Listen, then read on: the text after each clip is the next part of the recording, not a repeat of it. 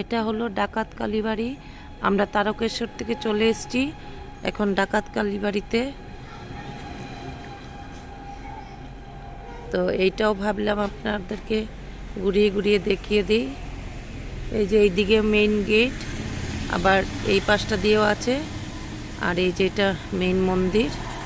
তো চলুন ভিতরে গিয়ে দর্শন করব মায়ের। আমার সঙ্গে থেকে দেখতে থাকুন। অনেকেই পুজো করছে।